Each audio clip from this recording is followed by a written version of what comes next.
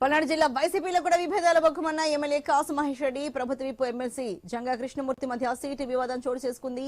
Gurazala YCP MLA సీటును జంగా కృష్ణమూర్తి ఆశిస్తున్నారు. గురజాలకు 2 సార్లు ఎమ్మెల్యేగా చేసిన తనకే కేటాయించాలని అధిష్టానాన్ని ఆయన కోరుతున్నారు.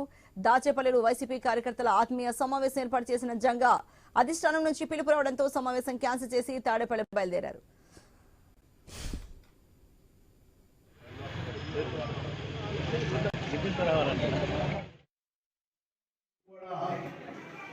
పార్టీ పెద్దల నుంచి కూడా పనిచేసిన కార్యకర్తలు మీ అందరికి కూడా పిలవగానే ఇచ్చేసినందుకు ఈ ఆత్మీయ సమావేశానికి ఇచ్చేసినందుకు ముందుగా నా హృదయపూర్వకమైనటువంటి ధన్యవాదాలు తెలియజేస్తున్నాను.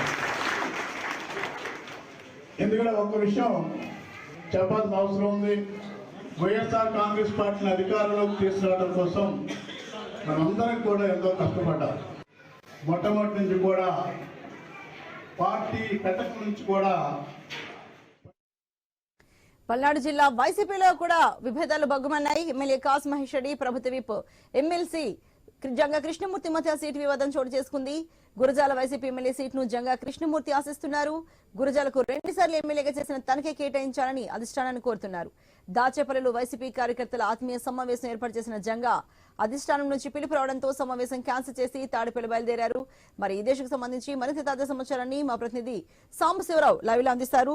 సాంబశివరావు, మనం ఒక పక్క నరసరావుపేటలో గ్రూప్ రాజకీయాలు చూస్తున్నాం. ఇప్పుడు పల్నాడు జిల్లాలో కూడా ఎమ్మెల్యే కాసు మహేష్ రెడ్డి వర్సెస్ జంగా కృష్ణమూర్తిగా కనిపిస్తోంది. ఏం జరుగుతోంది ఇక్కడ?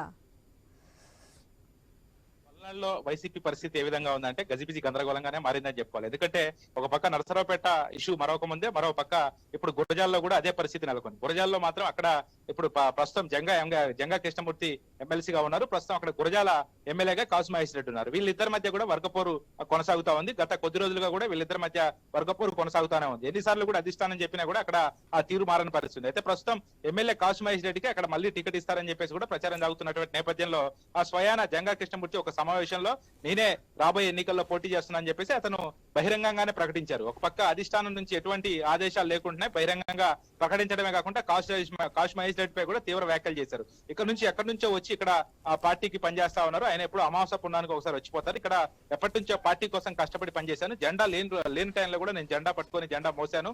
అదే నాకు అధిష్టానం గుర్తించి 2024లో నాకే టికెట్ ఇవ్వబోతున్నారని చెప్పేసి కూడా జంగా కృష్ణమూర్తి బహిరంగంగానే ప్రకటించారు. అయితే ఇప్పుడు అది ఒక తలనొప్పిగా మారింది. దీనికి సంబంధించి కాసు మహేష్ రెడ్డి కూడా అతను స్పందించడం జరిగింది. ఇప్పటికే సర్వేలన్నీ కూడా నాకు అనుకూలంగా ఉన్నాయి. ఇప్పటికి జగన్మోహన్ రెడ్డి నాకే టికెట్ ఇస్తున్నారని చెప్పారు.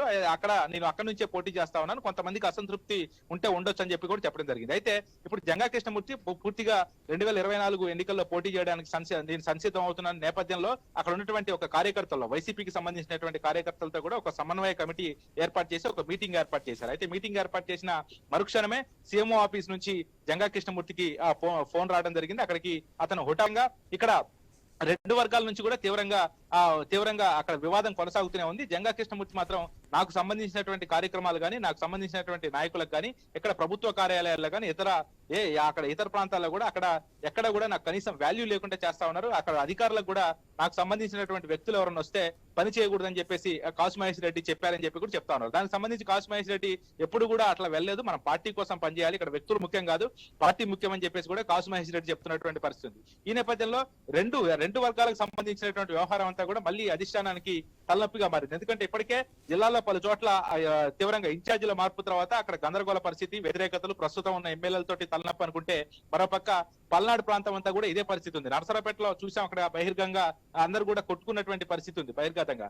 అయితే ఇది అదే తరహాలో ఇక్కడ కూడా వర్గపోరు కొనసాగుతానే ఉంది. ఒక పక్క ఎమ్మెల్సీ జంగా కృష్ణమూర్తి, అదేవిధంగా ఒక పక్క కాసు మహేష్ రెడ్డి. జంగా కృష్ణమూర్తి కాంగ్రెస్ నుంచి కూడా ఆయన 2 సార్లు అక్కడ ఎమ్మెల్యేగా పోటీ చేశారు. ఒకసారి కాంగ్రెస్ టైంలో గెలిచారు. 2014లో అతి స్వల్ప మెజార్టీతో కూడా ఆయన ఓడిపోయినటువంటి పరిస్థితి. ఆ తర్వాత 2019లో కాసు మహేష్ రెడ్డికి అక్కడ నుంచి టికెట్ ఇచ్చారు. అనూహ్యంగా భారీ మెజార్టీతో కూడా కాసు మహేష్ రెడ్డి అక్కడ నుంచి గెలిచారు. అయితే ఇక్కడ ఇరు వర్గాల మధ్య మాత్రం అధిష్టానం మాత్రం నలిగిపోతుందని చెప్పుకోవాలి. పెద్ద తలనొప్పిగా మారింది. ఎందుకంటే 2 నెలల్లో ఎన్నికలు ఉన్నాయి. ఈ రకంగా 2 వర్గాల